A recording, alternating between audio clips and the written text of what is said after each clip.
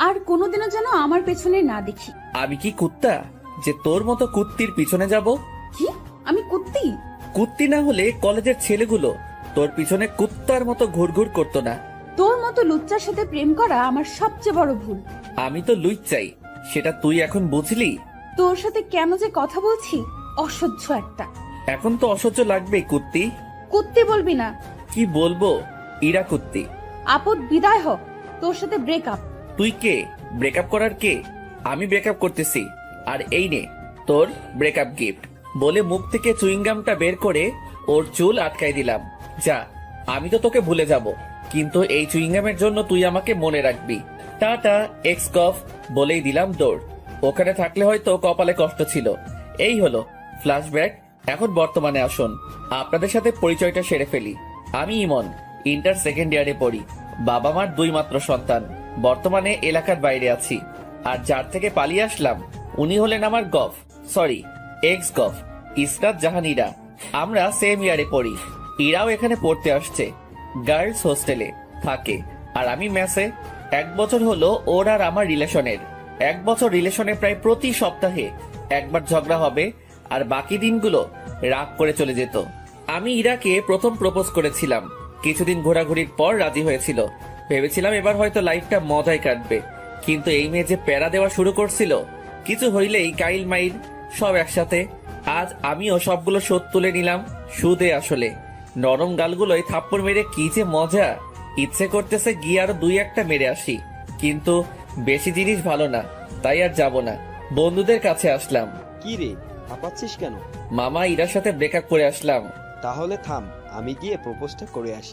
যা, ওকে আমি থাপ্পড় মেরে আসলাম, আমার রাগটা তোর উপর দিয়ে দিবে। তাহলে থাক, চল ম্যাচে যাই। চল। ম্যাচে এসে বিছানায় শরীরটা ছড়িয়ে দিলাম, তখনই ফোনটা বেজে উঠলো। হ্যালো, কে? নাম্বারটা দেখো। ভাইয়ার নাম্বার। ভাইয়া বলো। একটা ঘটনা ঘটে গেছে। কে মরলো আবার? আরে ধুর, ফাজলামি করিস না। কি হয়েছে সেটা বলো। আমি যখন কুমিল্লায় থাকতাম তখন একটা মেয়ে আমার সাথে কাজ করত। মেয়েটা না অনেক সুন্দরী। ভালো তো। আমি মেয়েটাকে ভালোবাসি। ভালো তো তারপর? মেয়েটাও আমাকে খুব ভালোবাসে। ভালো তো তারপর? আমি ওকে বিয়ে করতে চাই। ভালো তো তারপর? তুই আব্বু আম্মুকে বল না। তারপর? শুধু তারপর করতেছিস কেন? কি করবো সেটা বল। আমি কি পাবো? কি চাস? বাইক। ওকে, কিন্তু আগে কাজ। ওকে, তুই আম্মুকে গিয়ে বল। তুই আয় না। টিসির জন্য অ্যাপ্লাই করছিলাম না, ওটার জন্য থাকতে হবে। ও আচ্ছা, তারপর?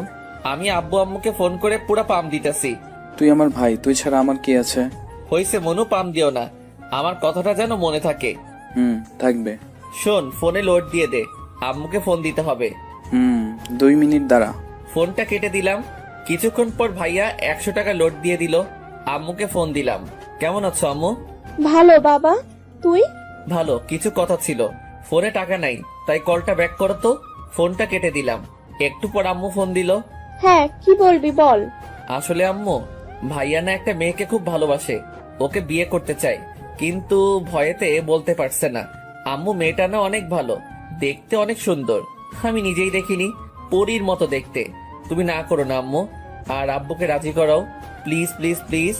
আচ্ছা, আমি ফাহাদের সাথে কথা বলতেছি, আর তোর আব্বুকেও বলতেছি। ওকে আমার সুইট মা, তুমি দুনিয়ার বেস্ট মা। হয়েছে, আসবি কোন দিন? টিসি দিলেই আমি চলে যাব। ফোনটা রেখে দিয়ে ঘুমিয়ে পড়লাম। বিকেলে ঘুম থেকে উঠলাম। বিকেলে সিয়ামকে নিয়ে বাইরে ঘুরতে বের হলাম। ঘোরাঘুরি করে ম্যাসে আসলাম। রাতে ভাইয়ার ফোন। হ্যালো, কি করিস? পাম দিস না, আম্মু ফোন দিছিল। দিয়েছিল। কি বললো? রিয়ার বাসার নাম্বার নিল আর বিয়ের ডেট ঠিক করলো। তোর তো ঈদ লেগে গেল তাহলে। দূর বেটা। বিয়ে কোন দিন? আগামী শনিবার। তুই আসবি না?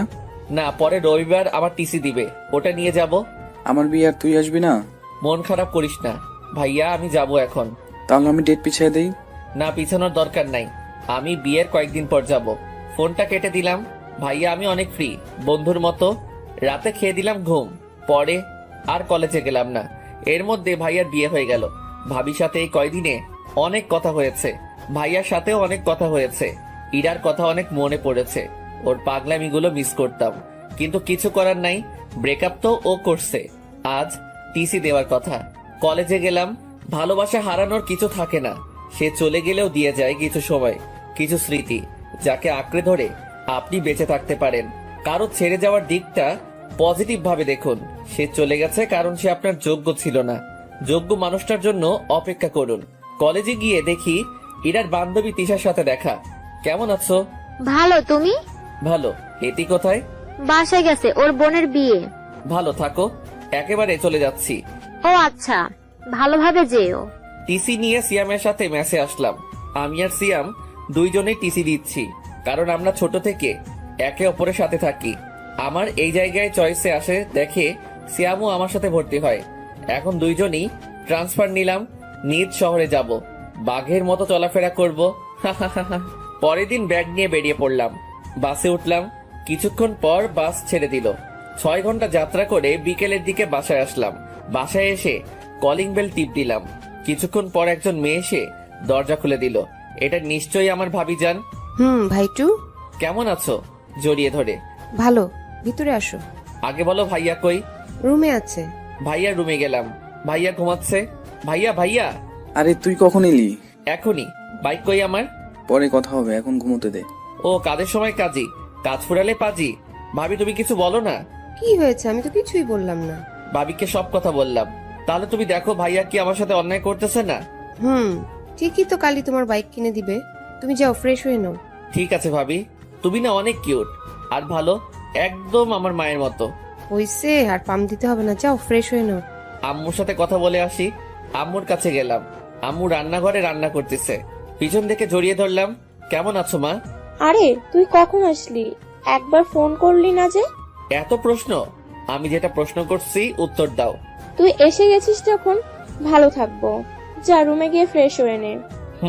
রুমে গেলাম, ফ্রেশ হয়ে একটা ঘুম দিলাম। একবারে রাতে উঠলাম, উঠে ফোন টিপতে লাগলাম। একটু পর আম্মু খেতে ডাকলো। গিয়ে দেখি সবাই বসে আছে। সবার সাথে অনেক গল্প করলাম। খেয়ে এসে কানে ইয়ারফোন লাগিয়ে গান শুনতে লাগলাম। রাতে ঘুমানোর আগে আমার গান না শুনলে আমার ঘুমই আসে না। গান শুনতে শুনতে কখন যে ঘুমায় পড়ছি। সকালে ভাবির ডাকে ঘুমটা ভাঙলো। ইমন, উঠো। ভাবি আরেকটু ঘুমাই না? ঘুমাও, তাহলে আর তোমার বাইক কিনতে যেতে হবে না। বাইক? বিছানা থেকে উঠে বললাম। আচ্ছা আমি 5 মিনিটের মধ্যে আসতেছি। ফোনে বেশি চার্জ ছিল না, তাই হয়তো আমি ঘুমার পরপরই বন্ধ হয়ে গেছে। ফোনে চার্জ দিয়ে ফ্রেশ হয়ে নিচে গেলাম। নাস্তা করে আমি, ভাবি আর ভাইয়া বেরিয়ে পড়লাম। শোরুমে গিয়ে বাইক কিনলাম, FJ5। এই নাও চাবি, ঘুরে আসো। আমি চাবিটা নিয়ে ভাইয়ার হাতে দিলাম। বাইকটা তোমাদের দেওয়া, তাই প্রথম তোমরাই ঘুরো, বাসায় দেখা হবে। ভাইয়া প্লাস ভাবি প্রথমে মানতে চাইছিল না। আমি জোর করে ওদের পাঠিয়ে দিলাম। তারপর সিয়ামকে ফোন দিয়ে আসতে বললাম। কিছুক্ষণ পর সিয়াম আসলো। দুজনে ঘুরতে লাগলাম। ঘোরাঘুরি করতে করতে মাঠের দিকে গেলাম। তখনই পিছন থেকে কে যেন ডাক দিল। পিছনে তাকাই দেখি মিতু। কিরে, কেমন আছিস? ভালো, তুই? ভালো। কোন দিন আসলি তোরা? কালকে আসছি। চল বসে গল্প করি। 3 জন মিলে মাঠে বসে গল্প করলাম।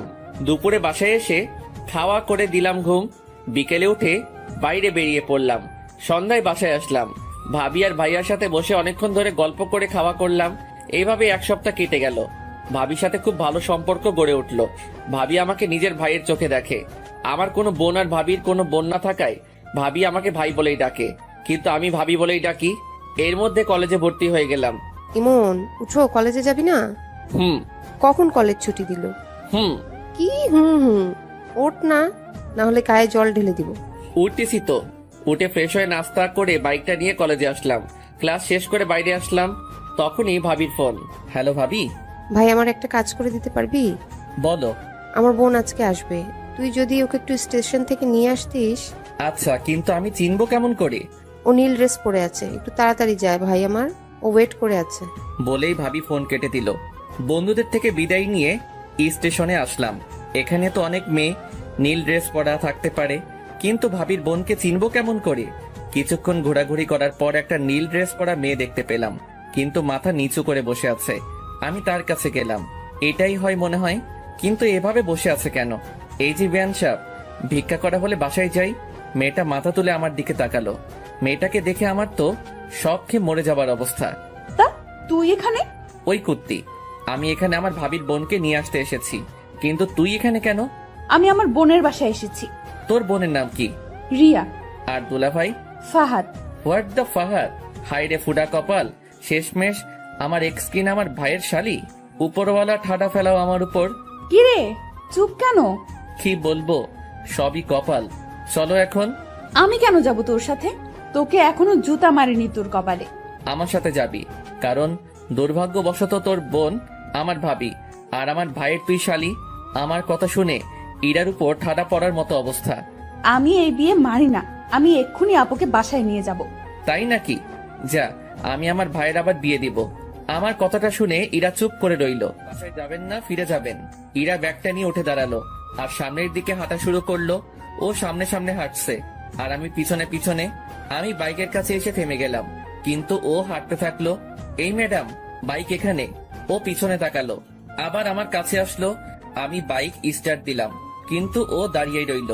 কি হলো, ওটার ইচ্ছে আছে কি? ইরা কোনো কথা না বলে বাইকে উঠে বসলো। বাসার দিকে যেতে লাগলাম।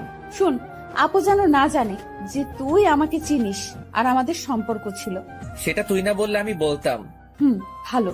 বাইক চালাচ্ছিলাম, হঠাৎ করে সাইড মিররে ইরার চেহারাটা দেখলাম। বাতাসে চুলগুলো উঠছিল আর ইরা ওগুলো হাত দিয়ে ঠিক করছিল। খুব সুন্দর লাগছিল। চুইংগামের জন্য একটা নতুন হেয়ার কাটিং দিতে পারলি, একটা থ্যাঙ্কসও দিলি না। কুত্তা, ওই দিন যদি তোর পাইতাম, জানিস আমার চুইংগাম ওঠাতে কত কষ্ট হয়েছে। ভালো তো। ইরা আর কোনো কথা বলল না। বাসার সামনে আসতে রাস্তায় মিতুর সাথে দেখা। মিতু দেখার সাথে সাথে ডাক দিল, মার্কেটে যাব একটু। এটা কে? ভাবির ফোন। আমাকে একটু মার্কেটে নিয়ে যাবি? তুই দাঁড়া, আমি নামিয়ে দিয়ে আসছি। আচ্ছা, তাড়াতাড়ি আয়। আমি বাইকটা নিয়ে বাসার সামনে আসলাম। ভিতরে যান, আমি আসছি। ইরা কিছুক্ষণ আমার দিকে তাকিয়ে রইল। আমি বাইকটা ঘুরিয়ে চলে আসলাম। মিতুকে নিয়ে মার্কেট করলাম। মার্কেট শেষ করে বাসায় আসলাম। বাসায় এসে ফ্রেশ হয়ে শুয়ে পড়লাম। কিছুক্ষণ পর ভাবি খাওয়ার জন্য ডাকলো। নিচে গেলাম খাওয়ার জন্য। গিয়ে দেখি ইরা বসে আছে। আমিও সামনে বসে পড়লাম। আমি নিজের মতো খেতে লাগলাম আর ভাইয়া আর ভাবির সাথে কথা বলতে লাগলাম। ইরা মাঝে মাঝে আমার দিকে তাকাচ্ছিল, মনে হয় কিছু বলতে চাইছিল। আমি খাওয়া শেষ করে উপরে আসতে যাব, তখনই ভাবি ডাক দিল, ইমন, ইরাকে একটু ঘুরিয়ে নিয়ে আসিস প্লিজ। আমি আজ পারবো না, বাসায় অনেক কাজ আছে। আচ্ছা ভাবি, ওনাকে রেডি থাকতে বলিও। বলেই নিজের রুমে চলে আসলাম। বিকেলে বাইকটা বের করে ইরার জন্য অপেক্ষা করতে লাগলাম। আসতে দেরি করছিল দেখে বাইকের হর্ন দিতে লাগলাম। কিছুক্ষণ পর ইরা আসলো। সাদা ড্রেস, কপালে কালো টিপ, খোলা চুল, জাস্ট অসাম লাগছিল ওকে। ইরা আমার সামনে এসে দাঁড়িয়ে গেল। আমি মাথা নামিয়ে নিলাম। উঠুন। ইরাকে নিয়ে বাইকে ঘুরতে লাগলাম। হঠাৎ করে ফোনটা বেজে উঠলো। বাইকটা থামিয়ে ফোনটা বের করলাম। বের করে দেখি মিতুর ফোন। হ্যালো। কই তুই? পার্কের পাশের রাস্তায়। পার্কে আয়, আমি ওয়েট করছি। আচ্ছা দাঁড়া। ফোনটা রেখে দিয়ে পার্কে গেলাম। গিয়ে দেখি মিতু বসে আছে। আমি বাইকটা রাখলাম। আপনি এখানে বসুন, আমি আসছি। আসলে আমি এখানে এসেছি ইরাকে জ্বালানোর জন্য, না হলে আসতাম না। আমি ভালো করেই জানি ইরা আমাকে এখনো খুব ভালোবাসে, কিন্তু প্রকাশ করে না। আমি মিতুর পাশে গিয়ে বসলাম, ওর সাথে কথা বলতে লাগলাম। এদিকে ইরা একাই বসে আছে আর ভাবতিছে। আমি পিছন থেকে একটা শব্দ পেয়ে পিছনে তাকিয়ে দেখি বাইকটা নিচে পড়ে আছে। আমি লাফ দিয়ে উঠে বাইকটার কাছে আসলাম। ও খোদা, আমার নতুন বাইক। কুত্তা, তোর বাইকরেও ভাঙবো আর তোকেও, বলেই আমার পায়ে লাঠি দিয়ে মারলো। এত জোরে মেরেছে যে পায়ে লাগার সাথে সাথে ব্যথা শুরু হয়ে গেল। আরে আরে, লাগছে তো। একে তো আমার বাইক ভাঙছস, তার উপর আমাকে মারলি। আজ তোকে ছাড়বো না। ইরা আমাকে লাঠি দিয়ে মারতে লাগলো। আমাকে মারা আজ তোকে ছাড়বো না বলে ওর হাতে লাঠিটা নিয়ে ফেলে দিলাম। ওর কোমরে হাত দিয়ে ওকে টান দিয়ে নিজের কাছে নিয়ে আসলাম। ইরা ছাড়ার জন্য ছটফট করছে। কুত্তা, ছাড় আমায়। আমি ওর ঠোঁটে হাত দিয়ে চুপ করতে বললাম। ইরা ঠোঁটের কাছে ঠোঁট নিয়ে গেলাম। ইরা বড় বড় চোখ করে আমার দিকে তাকালো। ওর আরো কাছে যেতেই নিজের চোখ বন্ধ করে ফেললো। আমি ওর ঠোঁটের কাছে ঠোঁট নিয়ে গেলাম। ওর নিঃশ্বাসের শব্দ স্পষ্ট শুনতে পাচ্ছিলাম। ওর কাছে যাওয়ায় ও আরো জোরে নিঃশ্বাস নাম নিতে লাগলো। ওর ঠোঁটগুলো যেন আমাকে মারলো, টানতে লাগলো। ওর ঠোঁটগুলো গোলাপের পাপড়ির মতো লাগছিল। আমি ওর ঠোঁটের সাথে ঠোঁট মিলিয়ে দিলাম। ইরাকে কিস করার সাথে সাথে ও চোখ খুলে ফেললো। 3 মিনিট পরে ইরাকে ছেড়ে দিলাম। দুজনে হাঁপাতে লাগলাম। কুত্তা, তুই আমাকে কিস করলি কেন? তুই আমার বাইক ভাঙতে চাইছিলি কেন? আমার ইচ্ছে হয়েছে, আমি ভাঙছি। আমার ইচ্ছে হয়েছে, আমি কিস করছি। কেন? আমার ঠোঁট কি তোর বাপের সম্পত্তি? না, আমার ভাবির সম্পত্তি।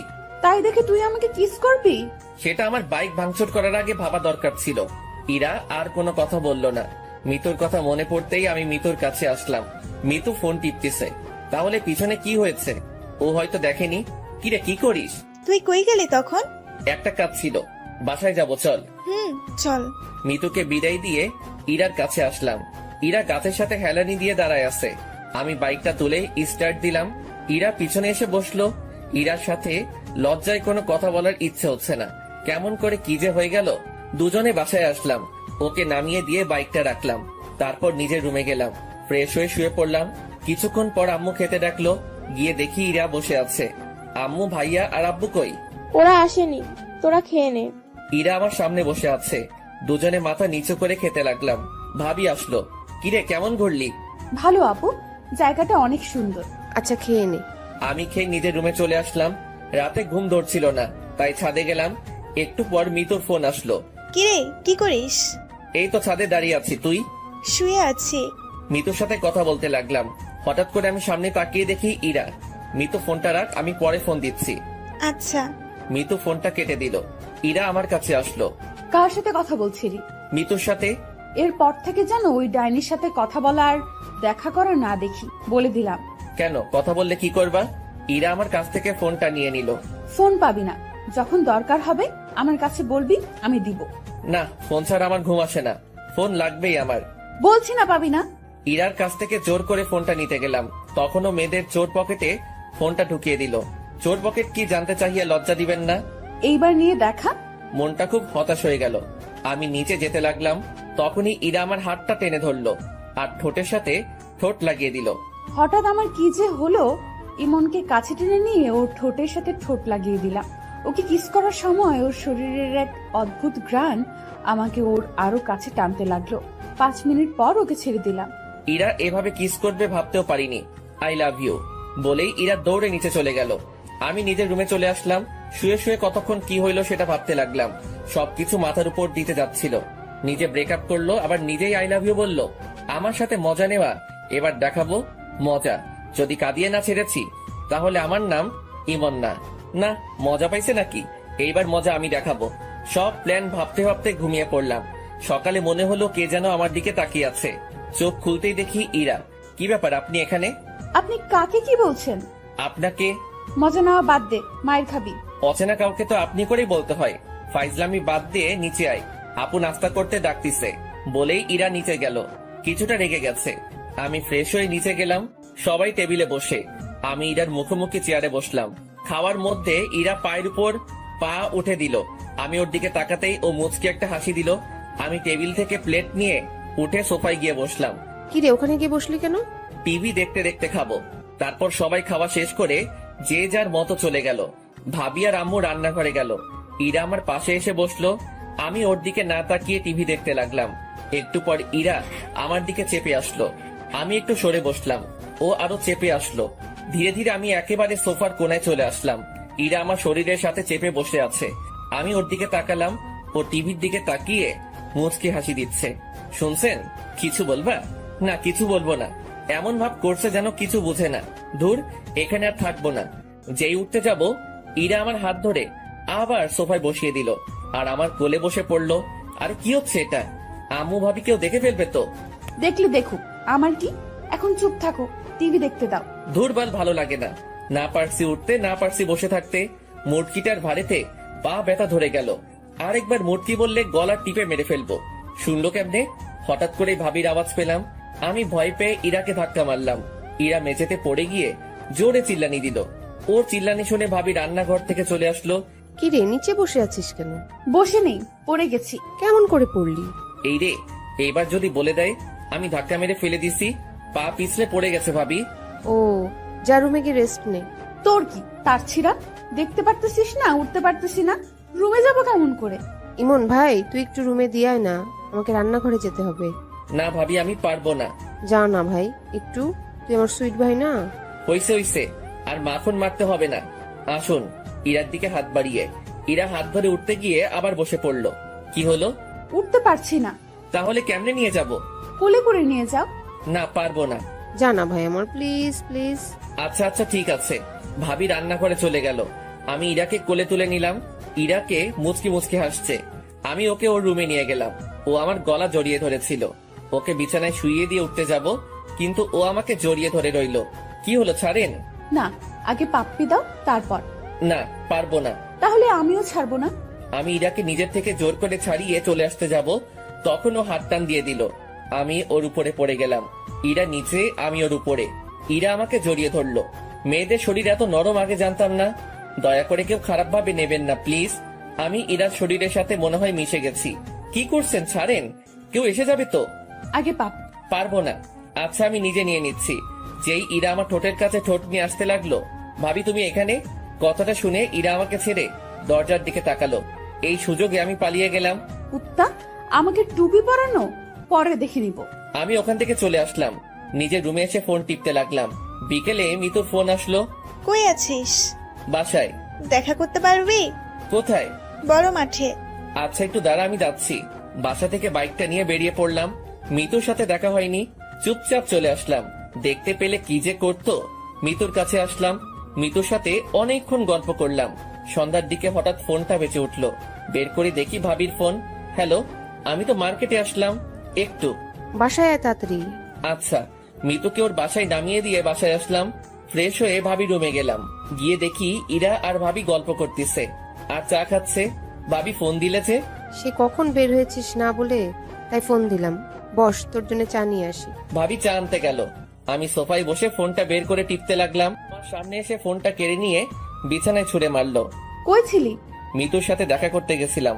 ও ফোন দিছিল, ওকে জ্বালানোর জন্য বললাম। তুই ওই ডাইনির কাছে গেছিস কেন? আমার ফ্রেন্ডের সাথে আমি দেখা করতে যাব, সেটা স্বাভাবিক ব্যাপার। না, দেখা করতে যাবি না, ওই মেয়ের নজর ভালো না। 2 দিন দেখে বুঝে গেলেন ওর নজর খারাপ। ও তোর দিকে কেমন করে তাকায়। তুই ওর সাথে কথা বলবি না, এমনকি কোনো মেয়ের সাথে কথা বলবি না। কেন? আমি মেয়ের সাথে কথা বললে দোষ, আর আপনি ছেলের সাথে কথা বললে কিছু না? আমার কথাটা শুনে ইরা চুপ হয়ে গেল। আসলে আমার ইরার ব্রেকআপ এই কারণেই হয়। ওর একটা ফ্রেন্ড ওকে লাইক করতো, আর আমি ওকে বলেছিলাম যাতে ওর সাথে কথা না বলে, কিন্তু ও শুনেনি। উল্টো আমি কোনো মেয়ের সাথে আমি কথা বললে সেই রাগ দেখাতো। এর মধ্যে ভাবি চলে আসলো। ভাবি আসাতে ইরা নিজের জায়গায় গিয়ে বসলো। দাও। ভাবির সাথে অনেক গল্প করলাম। রাতে খাবার টেবিলে ইরা আমার দিকে মাঝে মাঝে তাকাচ্ছিল, কিন্তু কিছু বলছিল না। রাতে কে ঘুমিয়ে পড়লাম। কাল থেকে কলেজে যেতে হবে। সকালে ইরার ডাকে ঘুমটা ভেঙে গেল। কি হলো? কলেজে যাবা না? ওঠো। আমি কিছু না বলে উঠে ফ্রেশ হতে গেলাম। ফ্রেশ হয়ে বেরিয়ে দেখি ইরা নাস্তা হাতে নিয়ে দাঁড়িয়ে আছে। টেবিলে নাস্তার প্লেটটা নিয়ে আমার কাছে আসলো। আপনি নাস্তা করেছেন? না, সকালে মিষ্টি নাস্তা করব দেখে নাস্তা করিনি। দাঁড়াও, দেখাচ্ছি। মানে? ইরা আমার কাছে আসলো, হালকা করে ঠোঁটে একটা কিস করলো। এই হলো আমার মিষ্টি নাস্তা। তাড়াতাড়ি নাস্তা করে রেডি হয়ে নিচে আসো বলেই ইরা চলে গেল। আমি এখনো থ হয়ে দাঁড়িয়ে আছি। এই মেয়ের মতিগতি বোঝা আমার পক্ষে সম্ভব না। নাস্তা করে রেডি হয়ে ব্যাগটা নিলাম। নিচে আসতেই আম্মির ডাক। আম্মু বলো। এই নে। 1000 টাকা হাতে ধরিয়ে দিয়ে, আমার কাছে তোর টাকা আছে। লাগবে, রেখে দে। আর ইরাকে সাথে নিয়ে যা, ওকে একটু তোদের কলেজটা ঘুরিয়ে দেখা। ও বাসায় একা একা কি করবে? তোর সাথে গেলে মনটা একটু হালকা হবে। আচ্ছা, রেডি হতে বলো। আমি রেডি। পিছন থেকে ইরা বলল, ও তার মানে আগে থেকে ঠিক করা সবকিছু। তাই বলি হঠাৎ এত টাকা দিচ্ছে, সেটাও আবার আম্মু, ভাবা যায়? হয়েছে, যা এখন। ইরার দিকে তাকালাম। নীল ড্রেস, খোলা চুল, জাস্ট রূপকথা রাজকন্যা। আমি বাইকটা বের করে আনলাম। ইরা বাইরে দাঁড়িয়ে আছে। আমি ইরার সামনে গেলাম। কেমন লাগছে? আপনি কি ফ্যাশন শোয়ে যাচ্ছেন, না ছেলে পটাবেন যে এত সাজগোজ? ইরার মুখ কালো হয়ে গেল। ইরাকে এভাবে দেখলে কলেজের যে কোনো ছেলে ক্রাশ খাবে। তোমার যখন ভালো লাগছে না, তাহলে চেঞ্জ করে আসি। থাক, লাগবে না, উঠো। ইরা উঠে বসে আমাকে শক্ত করে জড়িয়ে ধরলো। ইরাকে নিয়ে কলেজে আসলাম। বাইকটা পার করে সিয়ামের কাছে আসলাম। সিয়াম ওর মামার বাসায় ছিল। কিরে, ইরা এখানে? সিয়ামকে সব বললাম। ভাই, তোর ভাগ্য বলতে হবে। কিন্তু ওকে আগে একটু ভালো মতো মজা দিতে হবে। আমাকে নিয়ে ফাইজলামি। তারপর দুজনে ইরার কাছে আসলাম। সিয়াম আর ইরা কথা বলল। আচ্ছা, এখানে থাকুন, আমরা ক্লাস করে আসছি। আমি কি করব এখানে? চত্বরে বসে থাকুন। আমি একা বসে থাকবো। থাকুন, আমি ক্লাস করে চলে আসবো। আমি আর সিয়াম ক্লাসের দিকে যেতে লাগলাম। পিছনে ফিরে দেখি ইরা বসে আছে, আর কিছু ছেলে ওর দিকে যাচ্ছে, হয়তো কথা বলবে। ছেলেগুলো ইরার কাছে গিয়ে কি যেন কথা বলছিল। আমি আর সিয়াম ক্লাসে না গিয়ে ওদের কাছে গেলাম। কি হয়েছে ভাইয়া? আরে ইমন ভাই, তুমি এখানে? কি হয়েছে? আসলে ভাই, আমার ফ্রেন্ড এই আপুকে অনেক পছন্দ হয়েছে, তাই কথা বলতে আসছিলাম। ওটা তোদের ভাবি হয়? ভাই, আগে বলবা তো, ভুল হয়ে গেছে, আর হবে না। আপু, মাফ করে দেন প্লিজ। ছেলেগুলো চলে গেল। তোকে আজ ক্লাস করতে হবে তোকে নিয়ে। বাইকটা নিয়ে আসি। বাইকটা নিয়ে ইরার সামনে আসলাম। ইরা উঠে শক্ত করে জড়িয়ে ধরলো। সবাই আমার দিকে তাকিয়ে আছে। ভাবিজি রোম্যান্স বাইরে গিয়ে কইরেন, এটা ক্যাম্পাস বলেই সিয়াম দৌড়ে চলে গেল। আমি বাইকটা জোরে টান দিলাম। বাইক আর মেয়ে পার্ট তো দেখাতে হবেই। সারাদিন ইরাকে নিয়ে বাইকে ঘুরলাম। ইরা সারাদিনে অনেক বকবক করেছে। বিকেলের দিকে বাসায় আসলাম। এসে ফ্রেশ হয়ে ঘুম দিলাম। সন্ধ্যায় ঘুম থেকে উঠে পুরো অবাক হয়ে গেলাম। ইরা আমাকে জড়িয়ে ধরে শুয়ে আছে, কিন্তু ও এখানে কখন এলো? আমি ইরার দিকে তাকিয়ে দেখতে লাগলাম। ফ্যানের বাতাসে চুলগুলো উঠছে, মুখটা খুব মায়াবী লাগছে। হঠাৎ করে ইরার ঘুমটা ভেঙে গেল। কি ব্যাপার, তুমি এখানে কখন আসলা? আসলে আপু তোমাকে ডাক দিতে বলছিল, কিন্তু এসে দেখি তুমি ঘুমাচ্ছ। আমারও ঘুম পাচ্ছিল, তাই এখানে ঘুমিয়ে পড়ি। কি, যদি ভাবি এসে দেখে ফেলতো তাহলে কি ভাবতো? যা ভাবার তাই ভাবতো। এখন উঠে ফ্রেশ হয়ে নিচে আসো। আমার কপাল একটা পাপ্পি দিয়ে ইরা চলে গেল। মেয়েটার মায়ায় আরো পড়ে যাচ্ছি। কি যে করি, ওকে কষ্ট দিতে পারছি না। আমি যে ওকে ভালোবাসি, তাহলে কষ্ট কেমন করে দেই? আর ওর থেকে দূরে থাকতে পারবো না। কালকে ওকে সব বলবো। উঠে ফ্রেশ হয়ে নিচে গেলাম। ভাবি আর ইরা আর আম্মু বসে কি যেন বলা বলি করছে। আমি যেতেই চুপ হয়ে গেল। ঘুম হলো? খুব ভালো ঘুম হয়েছে তাই না? কি বলছো কিছুই বুঝতেছি না। থাক, আর বুঝা লাগবে না। আমার আর কিছুই বুঝা লাগবে না, বস। আমি গিয়ে ভাবির পাশে বসলাম। তোরা গল্প কর, আমি রান্না করে যাই। আম্মু রান্না করে চলে গেল। আমিও যাই, আম্মুকে সাহায্য করি। ভাবিও চলে গেল। আমি বসে ফোন টিপতেছি আর টিভি দেখতেছি। হঠাৎ ইরা এসে আমার কোলে শুয়ে পড়লো আর টিভি দেখতে লাগলো। আরে কি করছো, ভাবি এসে যাবে তো। আসলে আসুক, আমার কি। ইরা টিভি দেখতে লাগলো আর আমি রান্নাঘরের দিকে তাকিয়ে রইলাম। ভাবি আসছে কিনা ইরার দিকে তাকালাম। ইরা টিভি দেখতে ব্যস্ত। ইচ্ছে করছে ইরার মাথায় হাত বুলিয়ে দেই, কিন্তু কেন জানি সাহস হচ্ছিল না। তাই চুপচাপ বসে রইলাম। একটু পর ইরাকে ভাবি রান্নাঘর থেকে ডাক দিল। ইরা উঠে রান্নাঘরে চলে গেল। একটু পরে এক কাপ চা হাতে নিয়ে আসলো, এনে আমাকে দিল আর পাশেই বসে পড়লো। অর্ধেক চা খেতেই ইরা কাপটা নিয়ে বাকিটা চা খেতে লাগলো। আমি ওর দিকে তাকিয়ে রইলাম। কি হলো, এভাবে তাকিয়ে আছো কেন? না এমনি। বজ্জাত কোথাকার চায়ের কাপটা নিয়ে নিল। রাতে খাবার খেয়ে রুমে আসলাম। এসে গান শুনতে শুনতে ঘুমিয়ে পড়লাম। সকালে ঘুম থেকে উঠে ফ্রেশ হয়ে নিচে গেলাম। ইরা নাস্তার টেবিলে বসে আছে, আমিও বসে পড়লাম। খাওয়ার সময় ইরা পায়ে গোতা দিতে লাগলো। এক সময় পা সরিয়ে নিলাম। ইরার পা চেয়ারের সাথে লাগলো, তাই হয়তো ওর মুখ কালো হয়ে গেল। আমি নাস্তা করে কলেজে আসলাম। আজ ইরা কলেজে আসেনি, কারণ ওর ভাবির সাথে মার্কেটে যাওয়ার কথা ছিল। কলেজে ক্লাস করে বের হচ্ছি, তখনই মিতু আসলো। কালকে ওই মেয়েটার সাথে তো খুব ঘুরলি। কেন, কি হয়েছে? না, তোকে একটা কথা বলার ছিল। কি কথা বল। এখানে না, বিকেলে পার্কে আয়। আচ্ছা চল, তোকে নামিয়ে দেই। মিতুকে বাসায় নামিয়ে দিয়ে বাসায় আসলাম। কই ছিলি? কলেজে কই আবার থাকবো। তোর বাইকের পিছনে মেয়েটা কে ছিল? ও, ওটা আমার ফ্রেন্ড হয়। আর কোনোদিন যেন কোনো মেয়েকে বাইকের পিছনে নেওয়া না হয়, আর কোনো মেয়ের সাথে প্রেম টেম করা যেন না শুনি। আম্মু, আমার রুমে চলে আসলাম। এসে দেখি ইরা আমার বিছানায় বালিশে মুখ লুকিয়ে কান্না করছে। কি ব্যাপার, তুমি এখানে আর কান্না করতেছো কেন? ইরা কান্না করেই যাচ্ছে।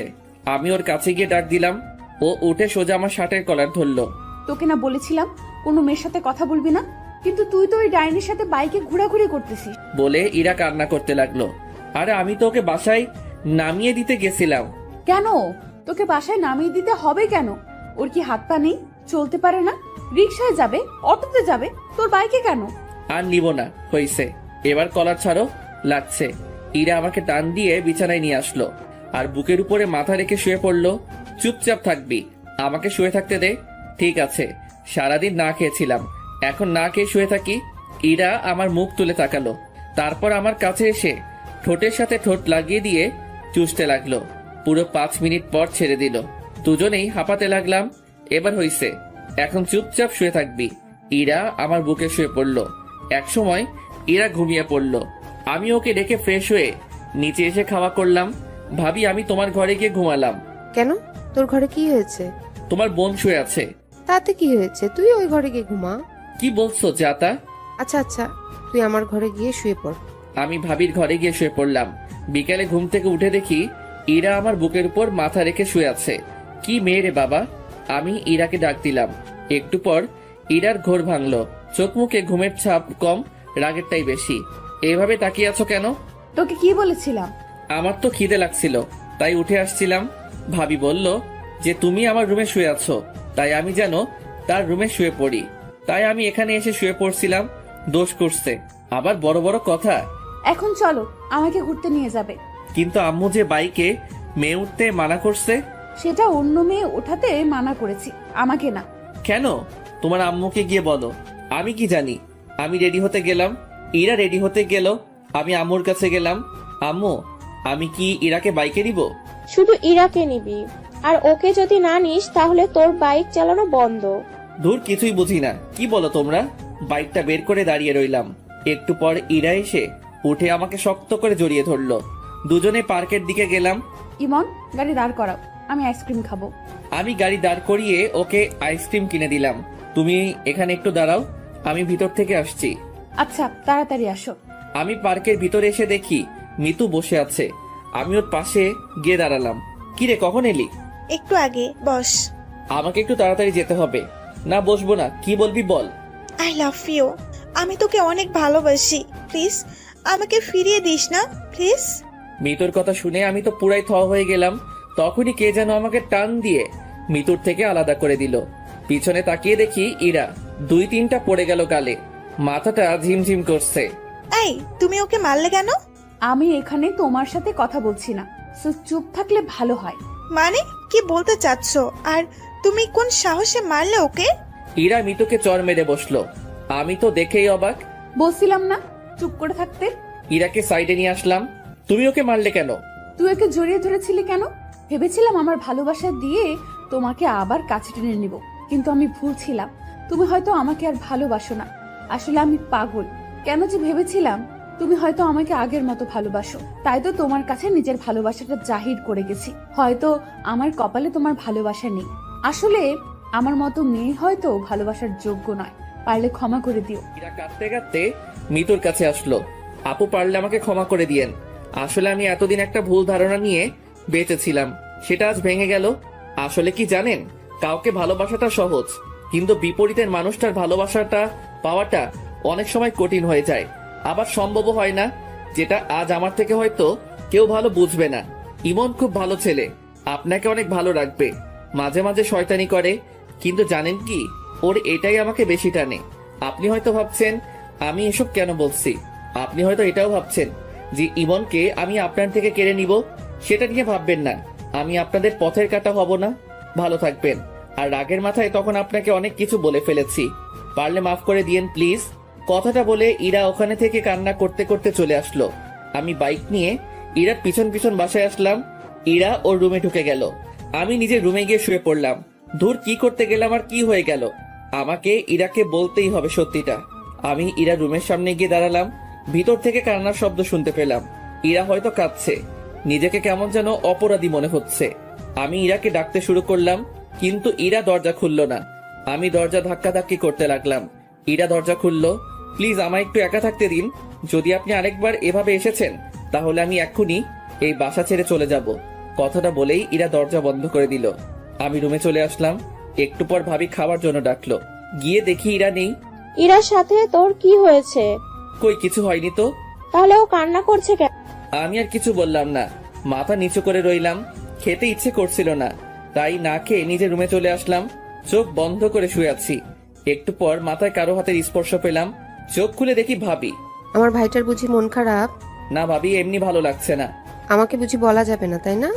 আসলে তেমন কিছু না, মাথাটা খুব ব্যথা করছে, তাই খুব খারাপ লাগছে। তুই ভাবিস না, আমি সব ঠিক করে দিব। তুই এখন ঘুমা। কথাটা বলেই ভাবি চলে গেল। আমি চুপ করে শুয়ে রইলাম। চোখে ঘুম নেই। চোখ বন্ধ করলেই ইরার হাসি মুখটা সামনে আসছে। যে করেই হোক ওকে আমাকে পেতেই হবে। ওকে আর আমার থেকে দূরে যেতে দিব না। চিৎকার করে বলতে ইচ্ছে করছে, ইরা, আমি তোমাকে ভালোবাসি। কাল যে করেই হোক ওর থেকে ক্ষমা চাইতে হবে। দরকার পড়লে ওর পায়ে পড়ব, কিন্তু ওকে নিজের থেকে দূরে যেতে দিব না। সারা রাত ঘুম হয়নি। ভোর রাতে ঘুমিয়ে পড়লাম। সকালে ঘুম থেকে উঠে ফোনটা হাতে নিয়ে দেখি 11টা বাজে। আমি তাড়াতাড়ি করে ইরার রুমে গেলাম। গিয়ে দেখি রুমে ফাঁকা। ইরার জামা কাপড় কিছুই নেই। আমি দৌড়ে নিচে আসলাম। ভাবি, ভাবি, ভাবি। কি হয়েছে? ইরা কই? ও আজ সকালে চলে গেছে। অনেক আটকানোর চেষ্টা করেছি কিন্তু পারিনি। কয়টা ট্রেন? 10:30টায়। আমি তাড়াতাড়ি করে বাইকটা বের করে স্টেশনের দিকে বেরিয়ে পড়লাম। সাবধানে যাস। স্টেশনে গিয়ে দেখি ট্রেন চলে গেছে। সাইডে বেঞ্চে বসে পড়লাম। চোখের কোণ দিয়ে এক ফোঁটা জল মাটিতে পড়লো। নীরবে বসে কাঁদতে লাগলাম। আজ আমার ভুলের জন্যই ইরা আমার থেকে দূরে চলে গেল। একটু পর ভাবির ফোন আসলো। হ্যালো ভাবি। কি হয়েছে তোর? তোর কণ্ঠটা এমন শোনা যাচ্ছে কেন? না কিছু না, বলো কি বলবা? পেলি ওকে? না ভাবি।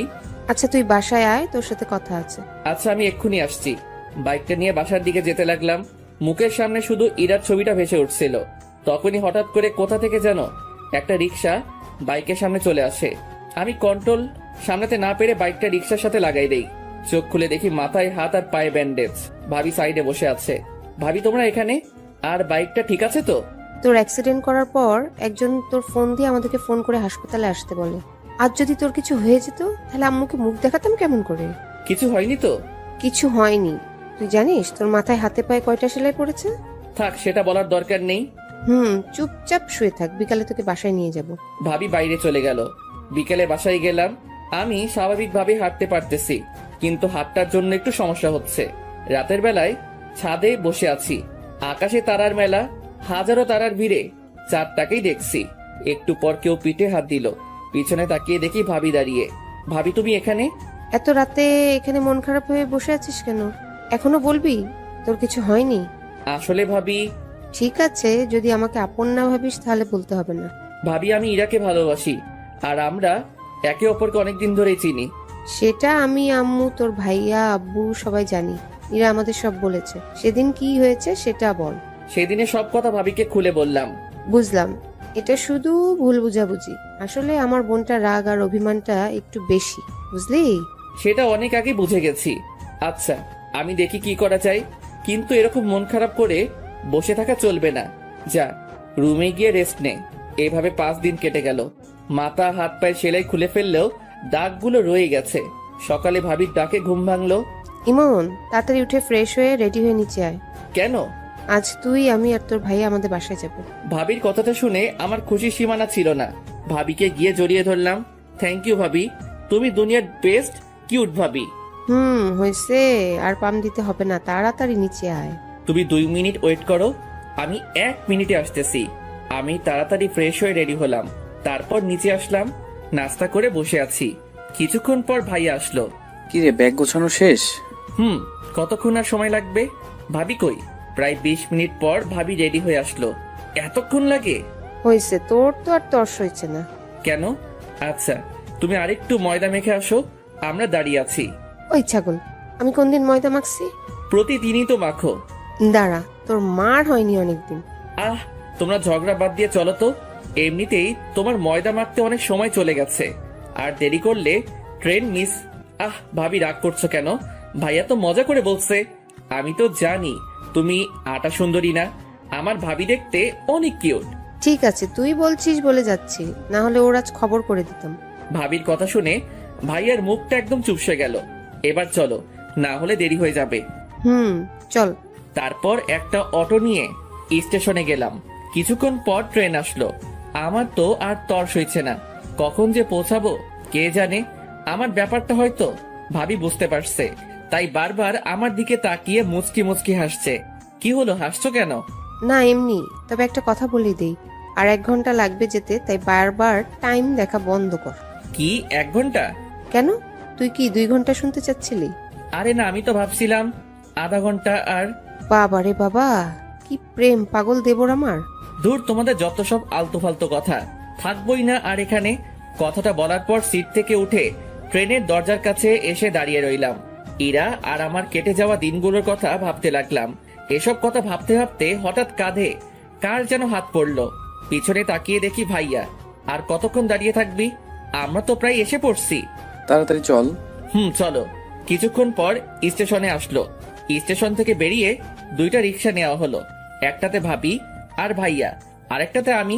প্রায় 10 মিনিট পর একটা বাসার সামনে রিক্সা দাঁড়িয়ে গেল। হয়তো এটাই ভাবিদের বাসা। ভাইয়া আর ভাবি নেমে গেল, তাই আমিও নেমে গেলাম। ভাইয়া রিক্সার ভাড়া দিয়ে। ভাবিদের বাসাটা বেশ সুন্দর। ভাবিদের বাসার দরজার কলিং বেল চাপতেই একটা মহিলা দরজা খুলে দিল, আর ভাবি তাকে জড়িয়ে ধরলো। হয়তো এটা ভাবির মা আর আমার হবু শাশুড়ি। ভাইয়া ওনাকে সালাম দিলেন। সাথে আমিও। তারপর সবাই ভিতরে গেলাম।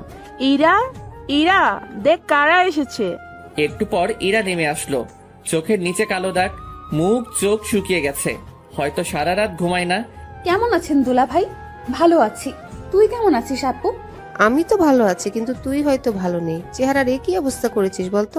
ঠিকই বলেছিস, তোদের ওখান থেকে আসার পর সারাদিন মনমরা হয়ে বসে থাকে, কারোর সাথে কথা বলে না, খেতে ডাকলে বলে খেতে ইচ্ছে করে না। আমি কি করব বল, ওকে নিয়ে খুব দুশ্চিন্তায় আছি।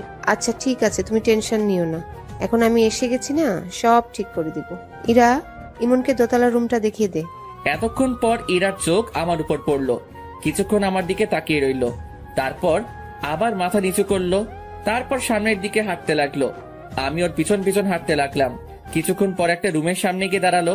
এটা আপনার রুম? ইরার মুখে আপনি কথাটা শুনে অনেক খারাপ লাগলো। আচ্ছা, ইরা পাশের রুমে ঢুকে গেল, হয়তো ওটা ওর রুম। ফ্রেশ হয়ে শুয়ে রেস্ট নিতে লাগলাম। কিছুক্ষণ পর ভাবি এসে খাওয়ার জন্য ডাকলো। গিয়ে দেখি রাজকীয় খাওয়া দাওয়ার ব্যবস্থা করা হয়েছে। আমরা আসার সময় কিছুক্ষণ থাকলেও এখন বাসায় অনেক লোক। আমি গিয়ে ভাইয়ার পাশে বসলাম। দুজনকে মরার মতো খাওয়ানো হলো। ভাইয়া ওদের জামাই, ভাইয়াকে খাওয়াক, কিন্তু আমাকে এত খাওয়ানোর কি দরকার ছিল? কোনো মতে রুমে এসে শুয়ে পড়লাম। আহ, কি ব্যথা, পেটটা মনে হয় ফেটে যাবে। সবাই জোর করে ভালোই খাইয়েছে, ভাইয়ার যে কি অবস্থা হচ্ছে কে জানে। আহ, ব্যথা। হঠাৎ কে যেন রুমে ঢুকলো, তাকিয়ে দেখি একটা মেয়ে। ভাইয়া, আসতে পারি? আসো। এই নিন। হাতে একটা 7 আপের বোতল ধরিয়ে দিয়ে। যাক, মেয়েটা মনের কষ্ট বুঝছে। তোমাকে তো ঠিক চিনলাম না। আমার নাম সিনথি, আমি আপনার ভাবের চাচাতো বোন। ও আচ্ছা। ভাইয়া, একটা কথা বলবো? বলো। আপনার কপালে আর হাতে এই দাগ কিসের? আমি কিছুদিন আগে অ্যাক্সিডেন্ট করেছিলাম, এগুলো তারই ভালোবাসা। আচ্ছা ভাইয়া, আমি এখন আসি, আপনি রেস্ট নিন। সিনথি চলে গেল। আমি বেশ বুঝতে পারছি ওকে ইরাই পাঠিয়েছে আমার কি হয়েছিল শোনার জন্য। আমি মনে মনে হেসে উঠলাম। খুব ক্লান্ত লাগছিল, তাই ঘুমিয়ে পড়লাম। বিকেলে ভাবির ডাকে ঘুম ভাঙলো। কি হয়েছে ভাবি, ডাকতিছো কেন? ঘুরতে যাব, চলো। যাও তোমরা, আমি যাব না। ও, ইরাও যাবে আমাদের সাথে, তুই যাবি না? ঠিক আছে। কি? দাঁড়াও, আমি এক্ষুনি রেডি হচ্ছি। ছাগল, তাড়াতাড়ি কর। আমি রেডি হয়ে নিচে গিয়ে দেখি সবাই দাঁড়িয়ে আছে। তারপর বাইরে গিয়ে 2টা রিক্সা নেওয়া হলো। একটাতে ভাবি আর ভাইয়া, আরেকটাতে আমি আর ইরা। ইরা রিক্সার এক কোণে, আমি এক কোণে। ইরা অন্যদিকে তাকিয়ে আছে আর আমি ইরার দিকে। হঠাৎ একটা গর্তে চাকা পড়ায় ইরা আমার কাছে চলে আসলো। আমি ইরার হাতের উপর যেই হাত দিতে যাব, অমনি ও হাত সরিয়ে নিল। তারপর সবাই পার্কে গেলাম। ভাইয়া আর ভাবি এক জায়গায় বসে বাদাম খাচ্ছে আর গল্প করতেছে, আর এদিকে আমি শুধু বাদাম খাচ্ছি আর ইরা আনমনা হয়ে বসে আছে। একটু পর একটা ছেলে এসে ইরার পাশে দাঁড়ালো। কিরে, কেমন আছিস? ভালো, তুই? ভালো। এটা কে? এটা দুলা ভাইয়ের ভাই। ও আচ্ছা, হঠাৎ এখানে?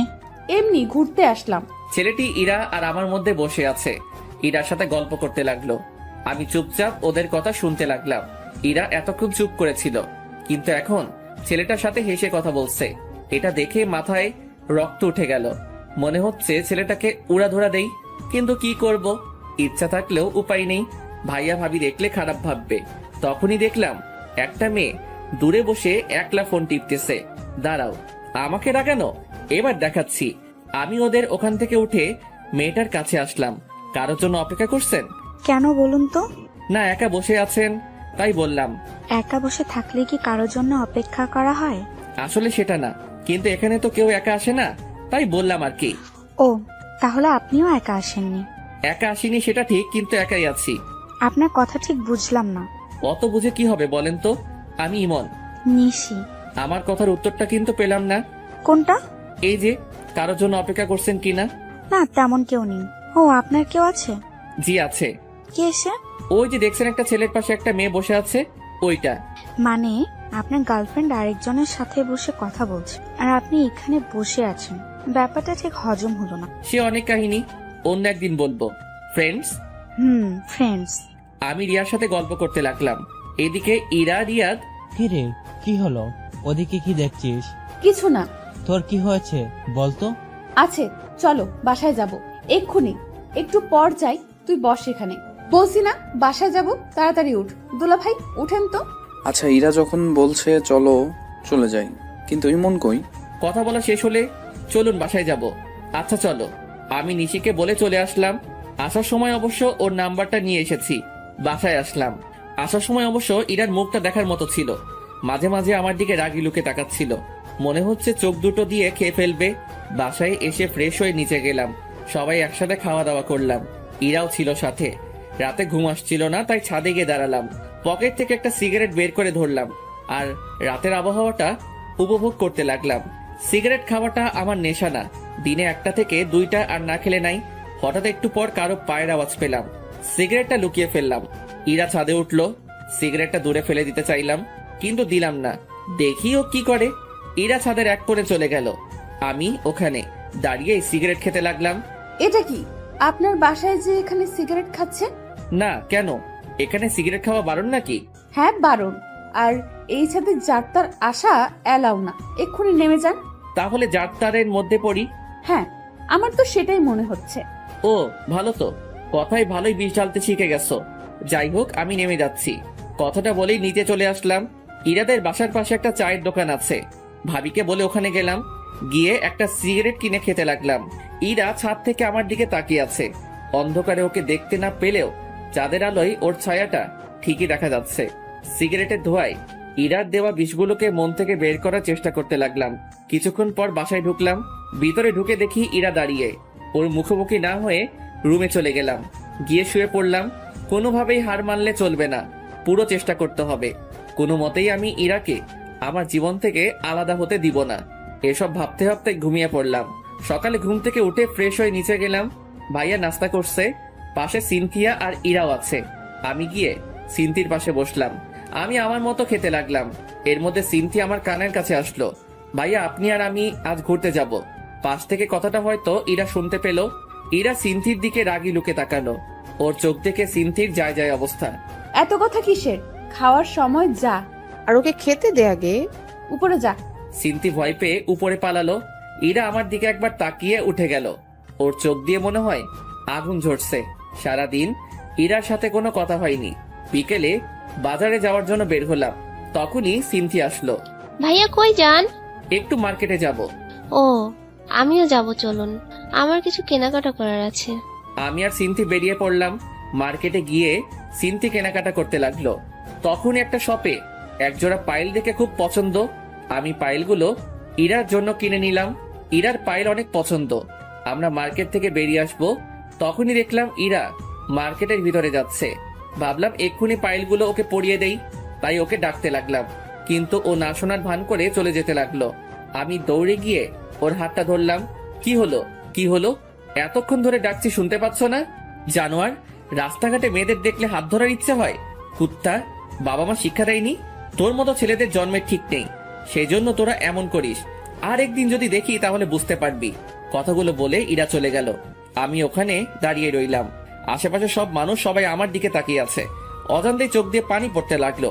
ইরা এমনটা করতে পারলো? হয়তো ভুলটা আমারই, কিন্তু আমার বাবা মা নিয়ে না বললেই পারতো। আজ বুঝে গেলাম ওর মনে আমি আর নেই। তাড়াতাড়ি করে নিজের চোখের জল মুছে ফেললাম। হঠাৎ করে কাঁধে কারোর হাতের স্পর্শ পেলাম। তাকিয়ে দেখি সিনথি। আরে বাদ দাও, আমি কিছু মনে করিনি। আরে কি বলছো তুমি? কেন ক্ষমা চাইছো? তুমি তো কিছু করনি। সব দোষ আসলে আমার ভাগ্যের। আসলে কি জানো, মানুষ যখন কাছে কিছু পায় তার মর্যাদা দিতে পারে না, আর যখন সেটা চলে যায় তখন সেটা তার কাছে অনেকটা দামি হয়ে যায়। আর কিছু সময় উপর থেকে সেটা লেখা থাকে না। আমার ক্ষেত্রে হয়তো উপরওয়ালার মর্জি। কারো মনে জায়গা করে নিতে উপরওয়ালার মর্জি থাকা লাগে কি? হয়তোবা না, কিন্তু সম্পর্কটা একটা পরিণতি পেতে গেলে একটা হ্যাপি এন্ডিং এর জন্য তার আদেশ থাকা লাগে। তার ইচ্ছে না থাকলে রাস্তা একসাথে আসলেও ঠিকানাটা আলাদা হয়ে যাবেই। তোমার কথার কিছুই বুঝলাম না। একদিন বুঝতে পারবা। চলো বাসায় যাই। চলো। বাসায় আসলাম। ভাবি আমাদের কাছে আসলো। কিরে, তোর গালে কিসের দাগ? জানো ভাবি, ইরা আপু না? কথাটা বলার আগেই আমি সিনথিকে থামিয়ে দিলাম। কিছু না ভাবি, গালে একটা মশা বসেছিল, ওটাকে মারতে গিয়ে দাগ পড়ে গেছে। ভাবি আমার দিকে তাকালো। যা উপরে গিয়ে ফ্রেশ হয়ে নে। উপরে এসে শুয়ে পড়লাম। কি এমন ভুল করেছিলাম যে ইরা আমার সাথে এমনটা করলো? ভেবেছিলাম ওর অভিমানের জন্য হয়তো এমনটা করছে, কিন্তু এখন বুঝতে পারছি ইরা আর আমাকে ওর জীবনে চায় না। তাহলে ওর ইচ্ছেটাই থাক। নীরবে কেঁদে চলেছি। কেন জানি না নিজেকে খুব একা লাগছে। মনে হচ্ছে জীবন থেকে কিছু একটা চিরদিনের মতো হারিয়ে গেল। শত চেষ্টায় তাকে আটকে রাখতে পারলাম না। চারদিকটা কেমন যেন অন্ধকার হয়ে আসছে। চোখের পাতাগুলো জলে ভিজে গেছে। ভালোবাসা আমার সাথী না হলেও কষ্টগুলো আজ আমার সাথে ঠিকই আছে। ভালোবাসার সবচেয়ে বড় পাওনাটা হয়তো পেয়ে গেলাম। নিজেকে শেষ করে দেওয়ার ইচ্ছে করছে, কিন্তু সেটা করলে আম্মু আব্বু ভাইয়া ভাবিকে ধোকা দেওয়া হবে। তাই এই যন্ত্রণা নিয়েই সারা জীবন হয়তো কাটিয়ে দিতে হবে। সারা রাত কেঁদেই গেলাম। বাইরে খেয়ে এসেছি বলাই ভাবি আর ডাকেনি। জ্যোৎস্না রাতে জানালার পাশে বসে আছি। চাঁদের আলোয় কেমন যেন একটা মায়া আছে। আজ বুঝলাম কেন জ্যোৎস্না রাতের চাঁদ সবার পছন্দ। রাতের একলা সময় পুরনো কথাগুলো মনে করিয়ে দেয়। তা ভালো হোক বা খারাপ, রাতের আকাশ কখনো কাউকে একা রাখে না, সাথে রেখে দেয় কিছু কষ্টদায়ক পুরনো স্মৃতি। সারা রাত ঘুমাতে পারলাম না। সকালে ফ্রেশ হয়ে নিচে গেলাম। চোখের নিচে কালো দাগ পড়ে গেছে। মাথাটা কেমন যেন ঝিমঝিম করছে। ভাবির সাথে কথা বলে বাইরে চলে আসলাম। বাইরে এসে চায়ের দোকানের দিকে যেতে লাগলাম। হঠাৎ কি যে মনে হলো, পিছনে তাকিয়ে দেখি ইরা আসছে। আমি কিছু না বলে এক দোকান থেকে এক প্যাকেট সিগারেট কিনে একটা সিগারেট ধরিয়ে পার্কের দিকে গেলাম। একটু পর ইরা ওর কিছু বান্ধবীর সাথে পার্কে এলো। আমি ওকে দেখে মাথা নিচু করে রইলাম আর নীরবে সিগারেট খেতে লাগলাম। হঠাৎ করে চোখ দিয়ে জল পড়তে লাগলো। তাড়াতাড়ি জল মুছে বড় একটা নিঃশ্বাস নিলাম। তারপর আরেকটা সিগারেট ধরলাম। এদিকে ইরা ইমনকে সিগারেট কেনা দেখে ওর পিছনে পিছনে আসে, সাথে কিছু ফ্রেন্ডকেও নিয়ে আসে যাতে ইমন বুঝতে না পারে। ইরা ইমনের দিকে এক দৃষ্টিতে তাকিয়ে আছে। কালকের ঘটনার জন্য ইরাও সারা রাত ঘুমাতে পারেনি। সারা রাত ইমনের জন্য কেঁদেছে। কাল কেন যে ওর সাথে এমন ব্যবহার করলাম, আজ আমার জন্য এত কষ্ট পাচ্ছে। সব আমার জন্য। কোন মুখে ওর কাছে যাব আমি? মনে মনে ইরা। এসব কথা ভাবতে ভাবতে ইরা কেঁদেই ফেললো। কি রে, কাঁদছিস কেন? ইরা কেঁদেই চলেছে। আরে বলবি তো? ইরা আর ওই জায়গায় না থেকে বাসায় চলে আসে। বাসায় এসে দরজা বন্ধ করে কাঁদতে থাকে। আমি একটু পর সামনে তাকিয়ে দেখি ইরা নেই। সারাদিন পর বিকেলে বাসায় যাই। ভাবি অনেকবার ফোন দিয়েছে কিন্তু ফোন ধরিনি। বিকেলের দিকে বাসায় গিয়ে দেখি ভাবি বসে আছে। কই ছিলি? বাইরে। কি হয়েছে তোর বলতো? কাল বাজার থেকে আসার পর থেকে কেমন যেন হয়ে গেছিস। কিছু হয়নি। তাই উপরে যা, তোর সাথে আমি একটু পরে কথা বলছি। আমি রুমে এসে শুয়ে পড়লাম। মাথাটা খুব ব্যথা করছে। একটু পর ভাবি আসলো। তুই সিগারেট খাস? আর যেন কোনোদিন সিগারেট খাওয়া না দেখি। তারপর ভাবি আমার কাছে আসলো। আমার মাথায় হাত বুলিয়ে দিতে লাগলো। ইরা কি বলেছে তোকে? কিছু বলেনি। তুই বলবি না আমি জানি। ভাবি সিনথিকে ডাক দিল। একটু পর সিনথি রুমে আসলো। কাল মার্কেটে কি হয়েছিল? কই কিছু হয়নি তো আপু। আরেকবার মিথ্যা কথা বললে থাপ্পড় মেরে গাল ফাটিয়ে দিব, বজ্জাত মেয়ে। ভাবির ধমকে সিনথি কেঁদে দেয়। কান্না করা বন্ধ করো। ভাবির ধমকে সিনথি চুপ হয়ে যায়, কিন্তু চোখ দিয়ে জল পড়েই যাচ্ছে। এখন বল কাল কি হয়েছিল? একটাও যদি মিথ্যা কথা বলেছিস তাহলে আজ তোর একদিনকে আমার একদিন। সিনথি সব কথা ভাবিকে বলে দেয়। ভাবি রেগে আগুন হয়ে যায়। আমার হাত ধরে ইরার রুমে নিয়ে যেতে লাগলো। ভাবি আমার কথাটা শুনো, ইরার কোনো দোষ নেই। আমি ওর হাত ধরেছিলাম। তাতে কি হয়েছে? এর আগে মনে হয় তুই ওর হাত ধরিসনি, আর হাত ধরেছিস বলে তোকে মারবে, বাবা মা তুলে গাল দিবে। ভাবি আমার কথাটা শুনো একবার। একদম চুপ করে থাকবি। ভাবির এমন রূপ কোনোদিনও দেখিনি। ভাবি রেগে একদম আগুন হয়ে আছে। ভাবি আমাকে ইরার রুমে নিয়ে গেল। ইরা জানালার পাশে দাঁড়িয়ে আছে। তুই কাল ইমনকে কেন মেরেছিস? ও কোন সাহসে আমার হাত ধরেছিল? আপু আমার কথাটা শোন। চুপ। তোকে নিজের বোন বলতে ঘৃণা করছে। তুই জানিস ইমন তোকে কতটা ভালোবাসে? তাও তুই ওকে অপমান করলি, ওর বাবা মা নিয়ে গালি দিলি। ওর বাবা মা এখন আমারও বাবা মা। তুই এতটা নীচ হয়ে গেছিস জানতাম না তো। ইরা নীরবে কান্না করে যাচ্ছে। আজ থেকে তোর সাথে আমার কোনো সম্পর্ক নেই। আমারই ভুল। আমি কেন ইমনকে এখানে আনতে গেলাম, কালকেই আমরা এখান থেকে চলে যাব। তারপর আর কোনো দিনও এই বাসায় আসবো না। ইরা কোনো কথা বলছে না, শুধু কান্না করছে। ইমন ভাই, আমাকে মাফ করে দে। আমার বোন এমনটা করবে আমি ভাবতেও পারিনি। আমি ওর হয়ে তোর কাছে মাফ চাইছি। কি করছো ভাবি? তুমি আমার বড়, তোমার মাফ চাওয়া মানায় না। ভাবি ওখান থেকে চলে গেল। আমি ইরার দিকে একবার তাকালাম। ইরা আমার দিকে তাকিয়ে আছে। চোখ দিয়ে জল পড়ছে, যেন কিছু বলতে চাইছে। ওর মুখটা খুব মায়াবী লাগছে, কিন্তু এই মায়ায় আর জড়িয়ে লাভ নেই। আমার রুমে চলে আসলাম। একটু পর ভাবি এসে আমার কাপড় গুছিয়ে দিতে লাগলো। ভাবি, ও তো তোমার নিজের বোন, তুমি কি ওর সাথে কথা না বলে থাকতে পারবা? এরকম বোনের দরকার নেই যে মানুষকে মানুষ মনে করে না। কিন্তু ভাবি, চুপ, একটা কথাও বলবি না। সব কাপড় চোপড় গুছিয়ে দিয়েছি, কাল সকালে তাড়াতাড়ি বের হতে হবে, ঘুমিয়ে পড়। কথাটা বলেই ভাবি বেরিয়ে গেল। রাতে ঘুম আসছে না, জানালার কাছে গিয়ে দাঁড়িয়ে রইলাম। বাইরে হালকা বাতাস বইছে, পরিবেশটা মনোরম মনে হচ্ছে। হঠাৎ করেই ইরার জন্য কেনা পায়েল দুটোর কথা মনে পড়লো। ব্যাগ থেকে পায়েলগুলো বের করে নাড়াচাড়া করতে লাগলাম। ইরার জন্য বসে বসে একটা চিঠি লিখলাম। পায়েল আর চিঠিটা নিয়ে ইরার রুমে গেলাম। দরজা খোলা আছে, ভিতরে গিয়ে দেখি ইরা ঘুমিয়ে আছে। ওর পায়ের কাছে গিয়ে পায়েল দুটো পরিয়ে দিলাম। চিঠিটা পায়েলের সাথে আটকে দিলাম। কিছুক্ষণ ওর খাটের পাশে বসে ওকে দেখতে থাকলাম। ওকে দেখে মন ভরছেই না। অনেকক্ষণ বসে থাকার পর ওর কপালে একটা মায়া এঁকে দিয়ে নিজের রুমে চলে আসলাম। সারা রাত ওর সাথে কাটানো কথাগুলো ভাবতে লাগলাম। কিভাবে যে রাত পেরিয়ে গেল বুঝতেই পারলাম না। সকালে এসে ভাবি ডাকলো, ঘুমের ভান করেছিলাম। ভাবি ডাক দেওয়ার একটু পর উঠে ফ্রেশ হয়ে ব্যাগ নিয়ে নিচে গেলাম। যাওয়ার আগে ইরার রুমে গেলাম। ইরা এখনো ঘুমিয়ে আছে। ইরার পাশে গিয়ে বসলাম, মন ভরে ওকে দেখতে লাগলাম। ওর চুলগুলোর জন্য মুখটা ভালো করে দেখতে পাচ্ছিলাম না। চুলগুলো আলতো করে সরিয়ে দিলাম। তারপর ওর কপালে একটা ভালোবাসার পরশ এঁকে দিলাম। তখন ইরা নড়ে উঠল। পায়ের মধ্যে পায়েলের সাথে চিঠিটা দেখলাম। বুক বড় নিঃশ্বাস নিয়ে চলে আসলাম। নাস্তা করে বেরিয়ে পড়লাম। এদিকে ইরা ঘুম থেকে উঠে দেখে পায়ে পায়েল, আর পায়েলের ভিতরে একটা চিঠি। ইরা চিঠিটা খুলে পড়তে লাগলো। ইরা, কি বলবো ভেবে পাচ্ছি না। আজ মনটা কেমন যেন করছে, খুব একা একা লাগছে। তোমার থেকে দূরে চলে যেতে হবে কোনো দিনই ভাবিনি। সবটাই আমার ভুল। আমি হয়তো তোমার যোগ্য নই, তাই হয়তো এমনটাই হলো। সেই দিন তোমার কথাগুলো কথা না, বিষ ছিল, যেগুলো আমার মনটাকে ক্ষত বিক্ষত করে দিয়েছে।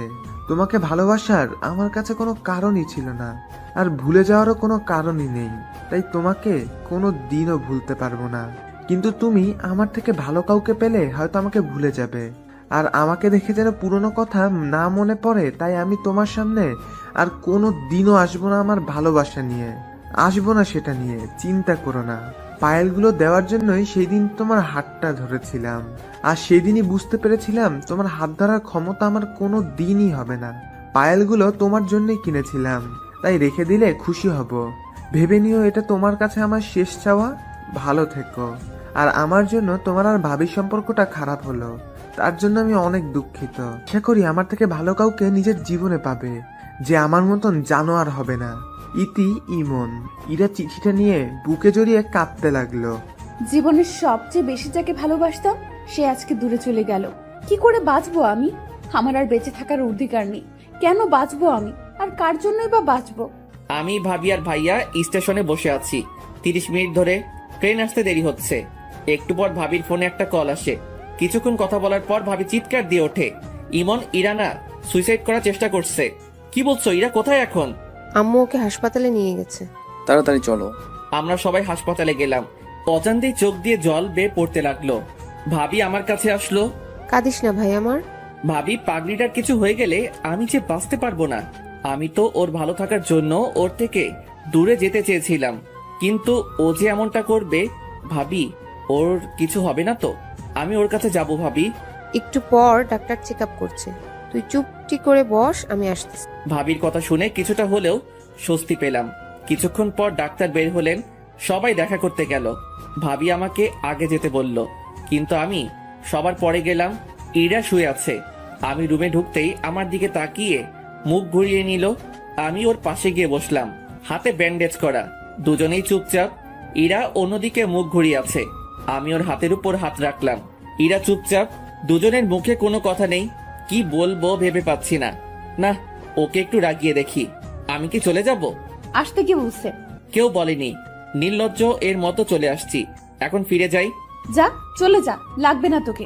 আরে চিল্লাচ্ছ কেন? যাচ্ছি তো, উঠতে যাব। তখন দেখছি ইরা ফুপিয়ে ফুপিয়ে কান্না করছে। মুখটা কি এদিকে ঘোরানো যাবে? না, যাবে না। চলে যা তুই, কারো দরকার নেই আমার। সত্যি তো? কি হলো? ইরা আমার দিকে ঘুরলো, আমার চোখের দিকে তাকিয়ে আমাকে জড়িয়ে ধরলো। আমার বুকে মুখ গুজে কান্না করতে লাগলো। আরে এত কান্না কেউ করে? চুপ কর, একদম কথা বলবি না। আরেকবার যদি আমাকে ছেড়ে যাওয়ার কথা বলছিস তাহলে বুঝতে পারবি। তাহলে সেদিন বাজারে কি বললে? আসলে সেদিন তোমাকে সিনথির সাথে দেখে মাথা খারাপ হয়ে গিয়েছিল, তাই আবল তাবল বলে ফেলেছি। আমাকে মাফ করে দিও। তুমি যদি মাফ না করো তাহলে আমি আবার কিছু করে ফেলবো। আরে পাগলি, আমি কি তোমার উপর রাগ করে থাকতে পারি? অবশ্য আবার হাত কাটলে ভালোই হবে। কেন? তাতে তোমার ওজনটা যদি একটু, যে মোটু তুমি, কি আমি মোটু বলেই বুকে কামড়ে ধরলো। আরে আরে লাগছে তো, ছাড়ো। ছেড়ে দিল। এভাবে কেউ কামড় দেয়? ওসব বাদ দাও, এখন একটা কিস দাও তো। কি কিস? এখন না, বিয়ের পর। দিবা কিনা বলো। কেউ এসে পড়বে, তোর গুষ্টি কিলাই বলেই ইরা আমাকে টান দিল। আমি ইরার উপর পড়ে গেলাম। ইরা ঠোঁটের সাথে ঠোঁট লাগিয়ে দিল। 3 মিনিট পরে ছেড়ে দিল। দুজনে হাঁপাতে লাগলাম।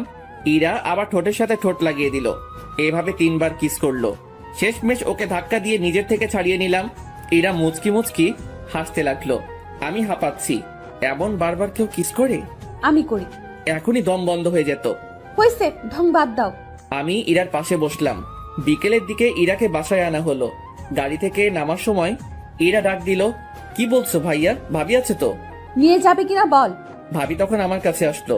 দেখো না আপু, আমার মাথাটা ঘোরাচ্ছে, কেমন কেমন যেন লাগছে। ওকে বলছি কোলে করে নিয়ে যেতে, কিন্তু কিছুতেই নিয়ে যাচ্ছে না। একটা মেয়ে অসুস্থ, ওকে সাহায্য করা বাদ দিয়ে কি বলছিস? চা উপরে নিয়ে চা। কথাটা বলে ভাবি হাসতে হাসতে চলে গেল। আমি ইরাকে কোলে তুলে নিলাম। ইরা আমার গলা জড়িয়ে ধরলো।